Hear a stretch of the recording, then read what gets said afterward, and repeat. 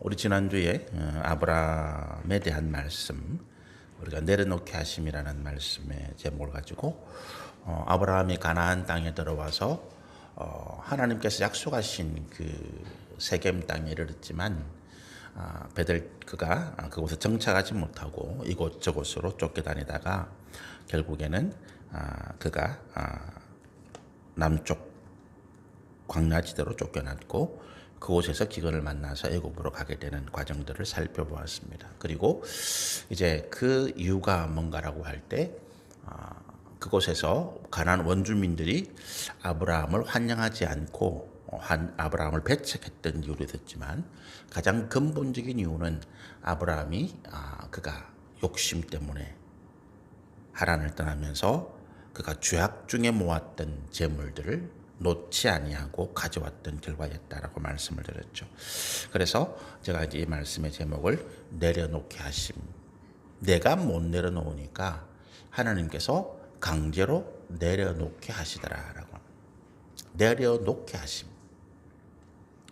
그럼 왜 하나님께서 우리가 죄악 가운데 또는 하나님을 알지 못할 때 모았던 것들 내 것인데 내가 수고하고 내가 있어서 모은 것인데 왜 그것들을 놓게 하실까? 더 많은 것을 더 정결하고 영원한 것들을 우리 가운데 주려 하십니다. 믿음의 법칙이 그래요. 내가 움켜쥐면 하나님께서 주시는 것을 내가 잡지 못합니다. 받지 못하죠. 그런데 내가 손을 펴면 하나님께서 주시는 것을 내가 받게 되는 것입니다. 내 욕심으로 꽉 움켜쥐게 했는데 하나님께서 이걸 놓아라. 이걸 놓아야 산다 라고 이야기하시는데 내가 못 놓잖아요. 하나님께서 그걸 강제로 놓게 하시는 거죠. 재미있는 이야기 예화죠. 전에도 한번 말씀드린 것 같은데 어떤 사람이 혼자 등산을 하다가 발을 잘못 디뎌서 벼랑에 절벽으로 떨어지게 됐습니다. 막 살려고 몸부림치다가 어쩌지 보니까 절벽 중간에 있는 소나무 뿌리를 하나 딱 잡은 거예요. 올라가지도 못하고 내려갈 수도 없는 그런 상황에서 그가 목이 터져라 외칩니다. 좀 살려주세요. 누가 없습니까? 한참을 그가 고함지르다가 하나님께 기도합니다. 하나님 저를 좀 살려주시면 제가 하나님께 순종하겠죠. 근데 갑자기 하늘에서 음성이 들리는 거예요. 내가 너를 살려주마? 네가 잡고 있는 그 소나무를 놔라. 그 음성이 사람이 깜짝 놀라서 밑을 내려다보니까 까마득하게 바닥도 안 보이는 높이인데 놓을 수가 없는 거잖아요. 근데 음성은 놓아라. 그럼 내가 살려주면 내가 하나님이다. 그 사람이 고민하면서 뭐라고 이야기했다고요? 그게 그분 말고 다른 분이 안 계세요. 그랬다는 거예요. 하나님이 우리가 욕심으로 붙잡고 있는 것 이것 때문에 내가 오히려 죽을 수밖에 없는데 내가 못 놓는다는 거야. 내 어리석음, 내 욕심, 내 정욕과 탐심 때문에 내가 지고 있는 이것으로 사는 줄 알고 그래서 하나님께서 내 환경, 여건을 통해서 시험을 통해서 이것들을 놓게 만들시더라. 이것이 하나님의 은혜고 내가 이것을 놓았을 때 하나님께서 영원한 것으로 더 크고 놀라운 것으로 채워주시더라. 그것이 이제 10절부터 11절부터 이어지는 애굽의 사건입니다. 우리가 이제 10절에 그 땅이 기근이 들었다. 이제 아브라함이 가나안 땅에 살려고 몸부림쳤잖아요. 하나님께서 가나안 땅이 약속의 땅인 걸 말씀하셨으니까. 근데 기근이 와서 떠나게 되는 상황을 만든 거죠. 우리가 이 상황에서 우리가 이 아브라함이 기근을 만나서 살기 위해서 황무지에서는 도무지 농사도 안 되고 뭐 아무것도 없으니까 살기 위해서 풍류가 있는 곡식이 있는 애굽으로 간 것이 잘못된 것인가라고 하는 질문을 우리가 하게 됩니다. 내가 생존의 위기, 삶과 죽음의 경계에 있을 때에 누구든지 살려고 하는 것은 당연한 본능이지요. 당연한 본능이에요. 우리가 우리나라에 지금 그 비극적이게도 사망률 가운데 가장 높은 순위를 차지하는 것이 자살입니다. 지금 10대부터 이상해서 70대 노인들까지도 말할 것도 없고요. 사망률 암보다도 더 많은 사망률을 지금 나타나고 있는 것이 자살이에요. 공식적으로 통계를 잘 안 내보내요. 근데 그만큼 지금 우리 사회가 스스로 생명을 끊는 이 문제가 굉장히 심각한데 왜 스스로 생명을 끊습니까? 삶과 죽음의 경계에서 생존의 본능이 있는데 그 생존의 본능마저도 무너뜨릴 수 있는 무력감, 더 이상 몸부림쳐도 살 수 없다. 그래서 이 고통, 이 고난, 이 아픔이 영원히 계속될 바에야 차라리 내가 스스로 죽겠다. 이런 마음들이 우리를 지배한다는 거예요. 안타까운 거죠. 왜 죽는다고요? 희망이 없어서. 희망이 없어서. 저는 우리 교회가 좀 크게 부흥이 되고 또 그렇게 했을 때 한 가지 하고 싶었던 것이 뭐냐 하면 우리 구역이라는 게 있잖아요. 뭐 속회도 있고 뭐 요즘 뭐 여러 가지 이름으로 불리는데도 원래는 구역이잖아요. 그 지역 중심으로 그죠? 지역 중심으로 같은 가까이 있는 우리 성도들끼리 모여서 일주일에 한번 예배드리고 참 좋다고 생각해요. 그것도 계속돼야 되는데 근데 그것이 저는 좀 넓어져야 된다. 그래서 그 지역에서 그 지역으로 제일 잘 알고 있으니까 그 지역에서 누가 아픈지 누가 지금 빈곤의 문제로 고통하고 있는지 삶의 소망을 놓아버리고 있는지 그 구역에서 찾고 소문을 듣고 그래서 교회 보고하고 교회에서 그분을 위해서 할 수 있는 도움을 제공해주고 교회에 출석하는 것과 상관없이 지금 우리 교회가 하고 있는 것들 중에 한 가지 정말로 우리가 회개하고 반성해야 될 것이 있다면 왜 우리가 이웃들에게 구제하고 하나님의 은혜를 나누는 이 일이 교회의 출석과 자꾸 연관시키는지 저는 잘 이해가 안 됩니다. 도와줬는데 교회 안 나와요. 도움을 끊는다는 거지. 도와줄 때도 우리 교회에 나와야 도움 주겠다는 거예요. 예수님은 한 번도 그런 적이 없어요.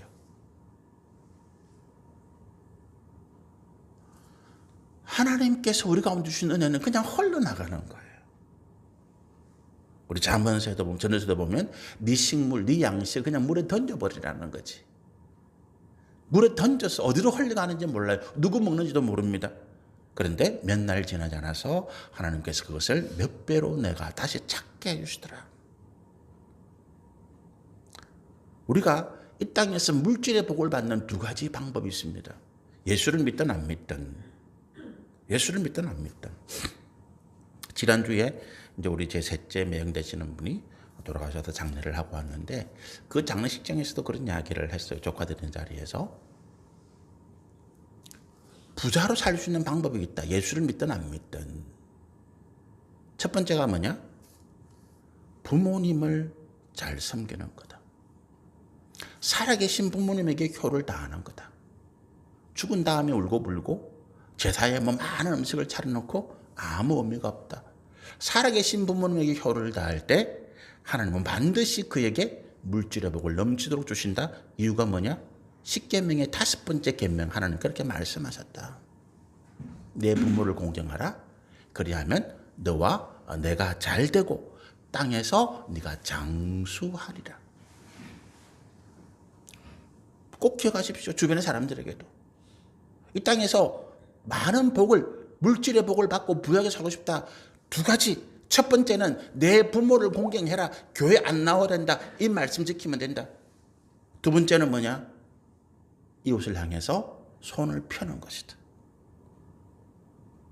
이웃이 어려울 때 가서 도우고 같이 하나님의 은혜를 나누는 것이다.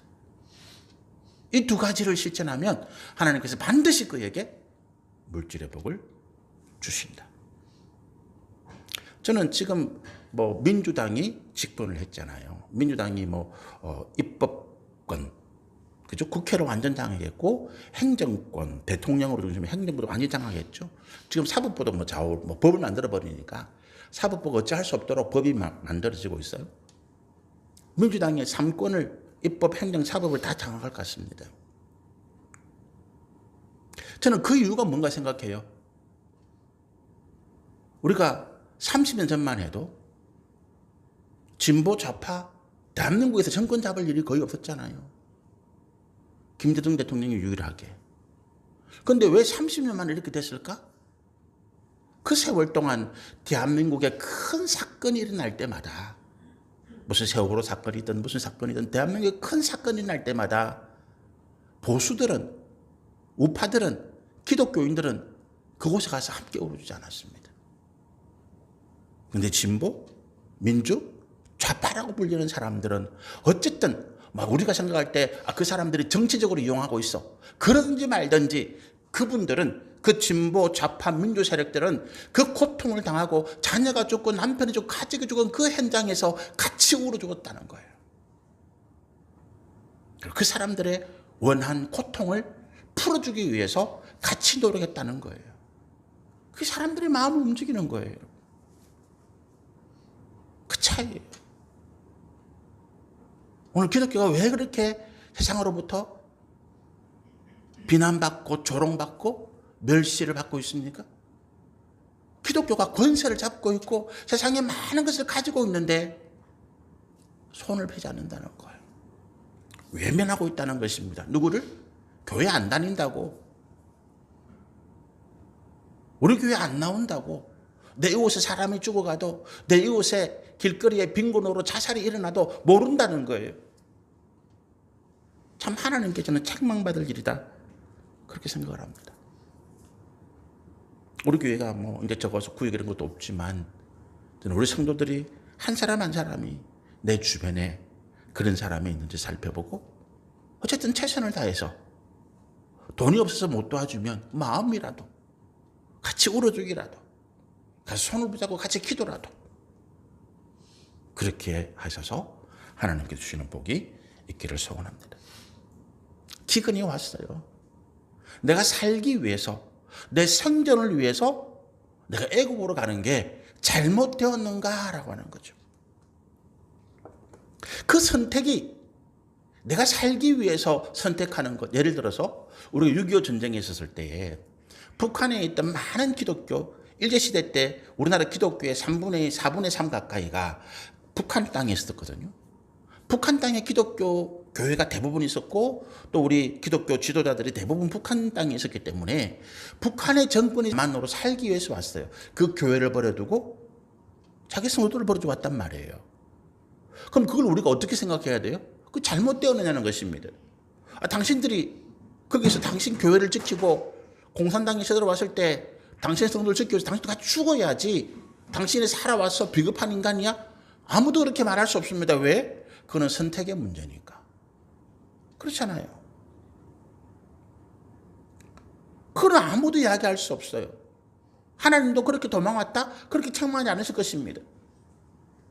그 자리에서 우리 조망식 선생 같은 분, 기독교 지도자고 민족의 지도자분 조망식 선생 같은 분은 안 넘어왔어요. 끝까지 북한에 있다가 결국 그분이 순교했거든요. 김일성 권위에서. 많은 분들이 그랬을 거예요. 또 많은 기독교인들이 남한으로 넘어왔단 말이죠. 남아있든 떠나왔든 그것 자체가 문제가 되는 건 아닙니다. 내가 힘들어서, 내가 못 견뎌서 좀 평안한 곳으로, 아니면 또 하나님 은혜가 있겠거니 싶은 곳으로 간다는 거예요. 그걸 누가 뭐라 하겠습니까? 아무도 뭐라 하지 않습니다. 그런데 문제는 뭐냐 하면 이 도전 앞에 응전이라고 하는 기근이 왔는데 이 기근의 문제가 도전이잖아요. 우리가 이 믿음의 찍은 발자국이라는 이 말씀의 시리즈가 도전과 응전을 자꾸 이야기합니다. 여러분 말씀 들을 때는 그걸 생각해 보세요. 내 삶에 이런 문제가 왔을 때 나는 어떻게 응전할 것인가. 기근이 왔는데 살려고 하는 것이 애굽 땅으로 가는 것이 나쁜 것이냐 좋은 것이냐, 그게 어떤 선택의 문제가 아니라, 그게 어떤 뭐 그냥 그런 문제가 아니라 응전의 내용이, 방법이 문제였다는 거예요. 북한 땅에 남느냐 남한 땅에 남느냐 어차피 똑같은 땅인데, 그런데 애국과 가나안은 전혀 다른 곳이더라는 거예요. 하나님 약속의 말씀을 떠나는 것입니다. 내가 믿음을 떠나는 거예요. 내가 하나님 말씀을 순종하겠다고 하는 것 처음에 결단하고 믿음을 떠난다고 하는 거죠. 삶과 생존을 위한 본성, 그래서 몸부림치는 건 당연한데 그 방법이 잘못되었다는 것입니다. 이게 문제인 거죠. 그래서 오늘 이제 우리 11절부터 말씀은 아브라함이 이 기근이라고 하는 도전, 하나님께서 아브라함의 그 믿음을 시험하기 위해서 보낸 이 기근이라고 하는 도전의 문제, 고난, 환난의 문제 앞에서 그가 온전한 잘못 대응한 결과 그 삶이 어떻게 나락으로, 어떻게 실패로 떨어지는지를 극명하게 보여주시는 말씀입니다. 오늘 우리 이 말씀을 들으면서 하나님께서 아브라함에게 특별한 이걸 생각하시면 안 돼요. 내게도 똑같은 이야기입니다. 내 삶에 내가 어떤 선택의 문제가 왔을 때, 내가 어떤 것을 선택하고 어떤 것은 버리는, 항상 그렇잖아요. 두 개가 어떤 문제가 있을 때 둘 다 선택할 수는 없습니다. 내가 그 둘 중에서 한 가지밖에 선택할 수가 없어요. 그런 상황에서 내가 무엇을 선택할 것인가라고 하는 문제, 응전이잖아요. 이것이 믿음으로 바로 되지 못할 때 어떤 문제가 생길지, 어떤 결과가 올지. 아브라함은 분명히 자기가 살 길을 찾아갔습니다. 11절에 봅니다. 그가 애굽에 가까이 이르렀을 때에 그의 아내 사레에게 말하되 내가 알기에 그대는 아리따운 여인이라. 12절에 계속 말씀입니다. 애굽 사람이 그대를 볼 때 이르기를 이는 그의 아내라 하고 나는 죽이고 그대는 살리리니 원하건대 그대는 나의 누이라 하라. 그러면 내가 그대로 말미암아 안전하고 내 목숨이 그대로 말미암아 보존되리라. 자기 아내 사레와 말을 맞춥니다. 어떻게 말을 맞추는가 하면 애굽 땅에 가면 그곳에 있는 사람들이 이제 자기가 이방인이잖아요. 다 잃어버리고 자기와 부인 사례, 조카로 3명만 달랑 넘어가고 있는데 자기 부인이 굉장히 미인이란 말이죠. 이 당시에는 법이나 치안이나 뭐 인권이나 이런 게 아직 뭐 개념도 없을 때니까 누구든지 아무 힘도 없는, 아무 배경도 없는 이 아브라함을 해치고 조카로선 노예로 삼고 사례는 아내로 빼앗을 수 있단 말이죠. 그런 상황을 생각한 거예요. 그럴지도 모르겠는데 그럴 때를 대비해서 우리가 당신은 누이, 나는 오라비 이렇게 이야기하자. 설마 오라비를 죽이겠냐? 누이를 원한다면 오라비가 잘 보여서 뭐 결혼하려고 그러지. 그 이야기를 좀 짠 거예요. 살려고 이런 계획을 세웠다. 여러분 이게 어떤 문제입니까? 단순히 자신과 그 아내의 관계를 바꾸는 겁니까? 그 이야기가 아니죠. 단순히 관계를 속이는 것이 아닙니다. 뭐라고요? 하나님의 언약과 생명의 근원인 하나님을 버리더라. 버리더라. 여러분 우리가 창세기 17장 19절에 창세기 17장에 보면 이제 아브라함의 집안에 아브라함이 나이가 많아지고 사례가 나이가 많아지는데 아들이 안 태어나잖아요. 하나님 말씀대로. 그러니까 사라가 한 가지 꾀를 씁니다. 자기가 나이 많아서 더 이상 아이를 못 낳을 몸이 되니까 자기 몸종 하갈이라고 하는 애굽 여인, 이제 이 애굽에서 데리고 나온 여인이에요. 이 하갈이라고 하는 애굽 여종을 아브라함에게 첩으로 드립니다. 그리고 그 여인이 낳은 아들을 자기 아들로 삼는 거예요. 그 아들이 낳았는데 이스마엘이에요.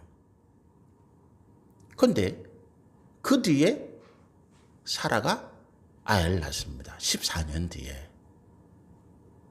사라가 아이를 낳고 보니까 이스마엘이라는 이 아이는 거추장스럽잖아요.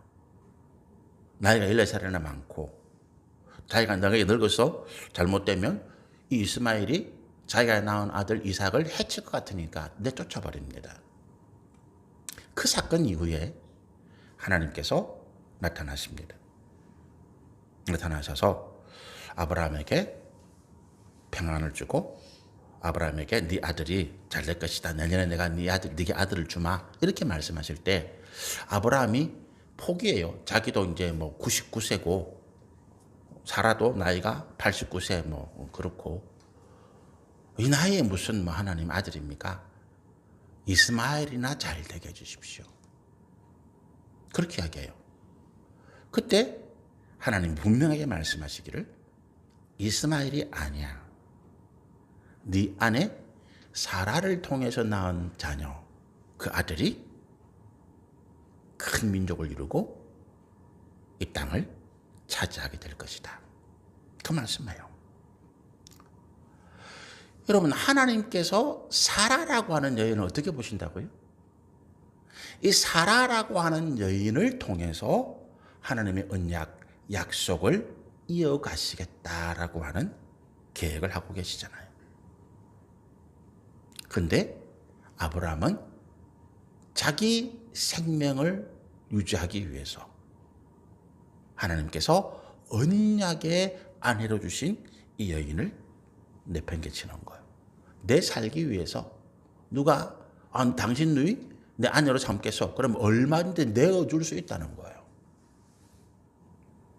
이게 우리 11절부터 13절까지 아브라함의 속내입니다. 내가 살기 위해서는 그것까지 다 하나님에 대한 믿음, 뭐 결단, 헌신, 그거 필요 없지 뭐. 또 내가 평안해지면 하나님 앞에 하나님 뜻대로 하겠습니다. 내가 힘들어지면 뭐 그거 필요 없지 뭐. 내가 당장 살아야 되는데, 당장 내 입에 먹을 것이 들어가야 되는데, 이것이 우리의 믿음의 모습이라면, 이것이 우리 삶의 모습이라면 하나님께서 그래 네가 살고자 그랬구나 그렇게 말씀하실까? 아니라고 하는 것입니다. 내 선택의 결과, 내 도전의 응전의 결과가 내 삶을 무너뜨리는 모습이 일어나게 되는 거죠. 14절에 보니까 애굽에 이르렀는데 과연 이 아내 사라에 대한 소문이 확 퍼지는 거예요. 야, 저기 가나안 땅에서 아브라함이라고 하는 사람이 하나 들어왔는데 그 사람은 별거 아닌데 그 아내가 정말로 미인이더라. 애굽 땅에서 그런 미인을 내가 본 적이 없어. 소문이 퍼져서 궁궐에 있는 바로의 귀까지 들어갑니다. 바로가 아브라함을 부릅니다. 네 여동생이 그렇게 미인이라는데 그 여동생 내 아내로 주면 안 되겠냐? 아브라함이 뭐라고 할까요? 안 됩니다. 아니잖아요. 언제든지 아브라함은 이때를 위해서 말을 그렇게 맞추었는데 그렇죠. 바로가 원하시면 얼마든지 제 누이 동생을 아내로 들어야죠. 바로가 너무 마음이 기뻐서 기분이 좋아가지고 아브라함을 굉장히 높입니다. 후대했다 그러죠. 아브라함이 갑자기 가나안 땅에서 온 이 이방인, 힘도 없고 재산도 없고 권력도 없는 그런 별볼 없는 사람이 아니라 그 애굽의 왕 바로가 후견인이 되는 거예요. 그에게 많은 재산을 줍니다. 이제 문제가 생기는 거예요. 이제 문제가 생깁니다. 무슨 문제요? 17절에 보니까 여호와께서 아브라함의 아내 사레의 일로 바로와 그 집에 큰 재앙을 내렸다는 거예요. 아브라함의 마음이, 저는 개인적으로 생각할 때 아브라함이 이 상황에서 땅을 치고 통곡하고 후회했다라고 생각을 합니다. 안 그랬을지라도 이 상황 가운데 분노하신 분은 하나님이시라는 거예요. 하나님이 분노하신 거예요. 여러분, 우리가 죄를 짓고도 아무렇게 생각하지 않을 수 있습니다. 지금 우리 대한민국 땅에서 일어나는 일들을 뉴스를 통해서 여러 가지 어떤 일들을 통해서 접하면서 참 어떻게 저럴 수가 있을까라고 하는 일들이 참 많죠. 어떤 연예인 뉴스도 이제 났잖아요. 그 청소년 시절에 고등학교 뭐 2학년, 3학년 때 무슨 뭐 차를 훔치고 또 거기서 뭐 무슨 성폭행을 하고 그렇게 해서 무슨 뭐 청소년 보호시설에 6개월 동안 갔다 있고 근데 그거를 아무도 몰랐다는 거죠. 근데 제가 참 좋아하는 배우였거든요. 연기도 참 잘하고 멋있는 배우. 근데 이제 뒤늦게 그런 일이 밝혀졌어요. 자기가 밝힌 게 아니라 어떻게 밝혀졌단 말이죠. 그래서 그 친구는 참 대응을 잘하더라고요. 인정하고. 뭐 그래 내가 청소년 시절에 방황하던 시절에 내가 그런 잘못을 했습니다. 그래서 내가 이제 연예계 은퇴하고 더 이상 방송, 뭐 TV, 영화, 뭐 드라마 이런 거 안 하겠습니다. 뭐 그렇게. 자기 잘못했다는데 뭐. 그래서 제가 참 좋아할 만한 배우다. 과거에 청소년 때 그렇긴 했지만 지금 자기가 그 잘못을 인정하고 자기가 정점에 있는 아직도 얼마나 많은 세월 동안 어떤 인기를 누리고 돈을 벌 수 있을 텐데 그걸 다 포기하고 제가 자숙하는 마음으로 속죄하는 마음으로 다 내가 내려놓겠습니다. 좋은 일이잖아요. 근데 그렇지 않은 일들이 너무 많더라. 어떻게 저렇게 뻔뻔할 수가 있을까? 그런 일이 너무 많은데 거기에 우리 분노 안 합니다. 참 이상하죠? 이번에 무슨 업체가 중국인 직원 때문에 대한민국 국민 전체 인구에 해당하는 어떤 비밀번호까지 다 넘어갔다. 근데 거기에 대해서 미국의 한 경제지가 이런 전망을 냈어요. 대한민국 사람들은 그 업체에 대해서 분노 안 한다. 그 업체가 매출 떨어질 거 걱정하지 마라. 미국 주식시장에 전망을 내놓은 거예요. 그 업체가 미국에 이제 주식 거래가 되니까 그 업체 주식값 안 떨어진다 걱정하지 마라. 이 전망. 왜? 한국 사람들은 그런 거 몰라. 분노할 줄을 모른다는 거예요. 진짜로 며칠 뒤에 뉴스가 나는데 오히려 더 그 업체를 이용하는 택배 배송 이런 게 늘었다는 거예요. 대한민국 사람들은 분노할 줄 모르더라는 거예요. 어디에? 죄악에 대해서. 죄악에 대해서 분노할 줄 모르더라. 여러분 우리는 분노해야 돼요. 어디에 대해서? 죄악에 대해서. 이 땅에 선이 없는, 이 땅에 공의가 없는 정치를 맡은 자들이 마땅히 국민을 위해서 봉사하고 나라와 민족을 위해서 봉사하지 아니하고 자기 이념, 자기 당, 자기 권력을 위해서 숨어서 악한 일을 저지른다고 분노해야 돼요. 표로 그들을 심판하고 다시는 그들을 찍어주면 안 됩니다. 그런데 우리는 계속 찍어주거든. 정치인들이 왜 그렇게 뻔뻔한가? 이 문제예요. 죄를 지어도 악을 저질러도 국민들이 다음에 또 찍어주더라는 거예요. 그러니까 뻔뻔할 수밖에. 우리가 분노하지 않아서 그렇습니다. 우리가 분노하지 않아서. 미국의 사법제도 가운데 징벌적 재판이라는 게 있잖아요. 어느 기업이 또는 권력을 가진 사람들이 뭔가를 잘못해서 일반 서민이 힘없는 사람이 다쳤어. 피해를 입었어. 그러면 그 다친 것만 보상해 주는 것이 아니라 징벌적 재판이라 그래서 상상할 수도 없는 엄청난 금액을 그 기업이나 그 권력을 가진 사람에게 선고를 해가지고 갚아주시도록.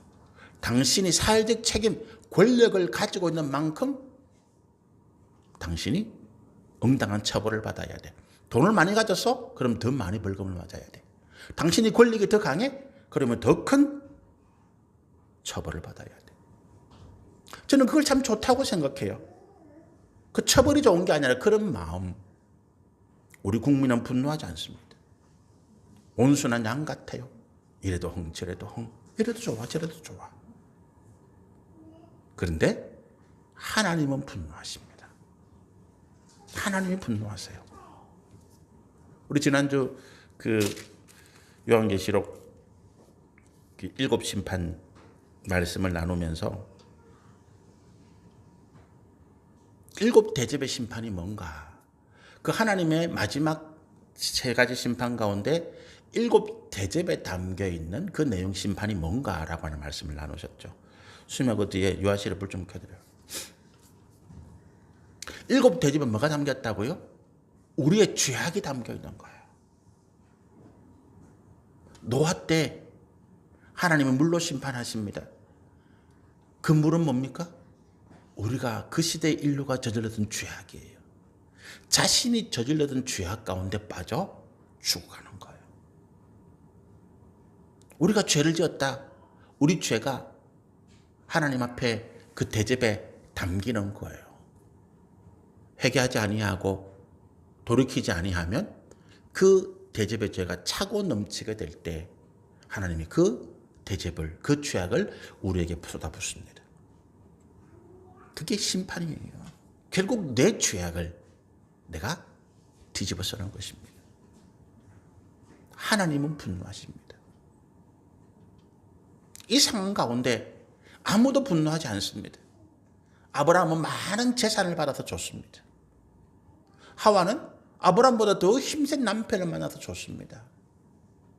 왕인데 왕은 아름다운 부인을 맞아서 줬습니다. 애굽 사람들도 잘됐다 박수를 칩니다. 하나님은 분노하세요. 뭐를요? 이 땅의 공의가, 선함이, 진리가, 하나님의 믿음의 역사가 무너진 것에 대해서 분노하시더라.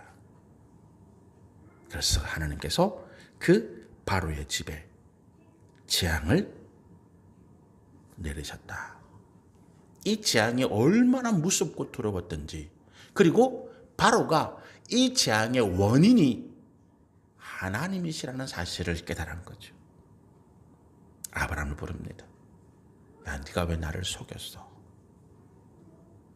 네 누이를 왜 내게, 네 아내를 왜 내게 누이라고 속이고 내가 네 누이를 취하게 만들었어?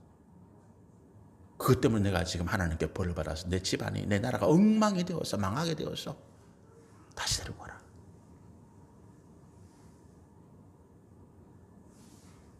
여러분, 하나님의 분노하심이 우리가 잘 되었다고 박수치는 그것을 산산이 부숴버립니다. 쳐다보기도 싫을 정도로 그렇게 역사하시더라.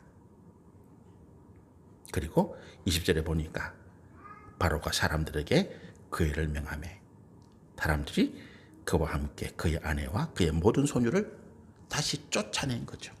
너 우리 땅에 들어오지 마. 가나안 땅으로 다시 쫓아내신 것입니다.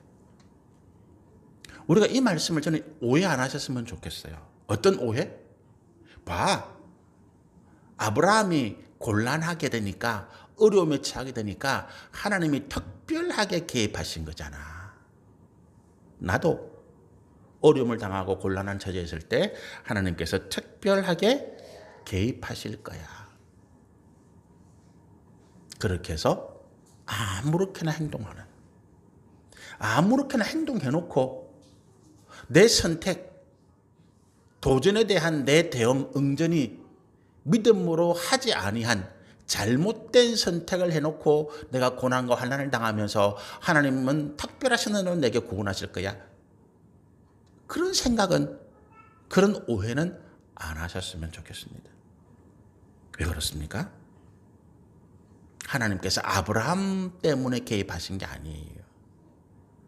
하나님의 언약 때문에 개입하신 것입니다. 특별하신 사건입니다.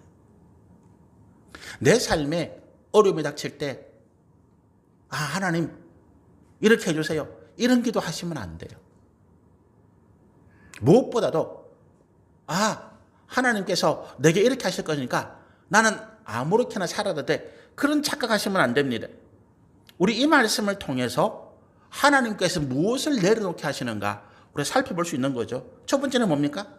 내 자신이 특별하다고 하는 자랑과 교만을 내려놓게 하시는 거예요. 아브라함은 하나님의 음성을 들은 사람, 하나님을 만난 사람, 하나님께서 특별하신 사명을 주신 사람, 얼마나 우쭐했겠습니까? 나 같은 사람이 자기 집안에, 자기 조상들 가운데 아브라함 같은 사람이 없는 거예요. 여러분, 내가 만약 혹시라도 여러분이 나는 하나님께서 내게 특별하신 은혜를 주시는 분이야. 나는 하나님께서 주시는 특별한 은혜로 다른 사람이 뭐 하는 그런 걸 내가 하고 있어. 그런 생각을 만약 하고 있다면 아브라함처럼 될지도 모르겠습니다. 그걸 내려놓으십시오. 나는 전혀 특별한 존재가 아니야.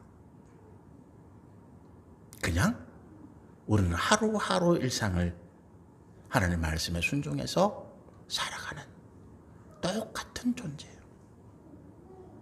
두 번째 뭘 내려놓게 하신다고요? 세상을 살아가는 데 있어서 믿음이 아니라 우리가 거짓과 불의를 붙잡고 있는 것. 여러분, 아브라함의 기근이라고 하는 시험을 만났는데 왜 그가 하나님의 말씀에 순종하지 못했을까요? 하나님을 믿지 못했다는 거잖아요. 우리 믿음이 어느 순간에 판별되어지느냐? 이 위기의 순간에 판별이 되어져요. 이걸 자꾸 경험하셔야 돼요. 그래서 정말로 내가 세상을 살아가는 데서 필요한 꼭 있어야 될 것이 돈이 아니고 명예가 아니고 권세가 아니고 건강도 아니고 나는 하나님이야. 하나님이야. 그걸 깨닫게 하시는 거죠. 마지막으로 우리가 내려놓아야 될 것이 뭡니까? 거짓과 술수입니다. 악한 꾀. 위기를 만났을 때, 어려움을 당했을 때 우리가 생존의 본능, 살고자 하는 것은 당연하다 말씀드렸습니다. 근데 그 방법이 문제라고요. 악한 꾀를 내고 거짓말과 불의를 통해서 내가 이 위기를 벗어나려고 한다면 하나님 우리를 비참한 상황 가운데 만들어 놓으실 것이다 라고 하는 거죠.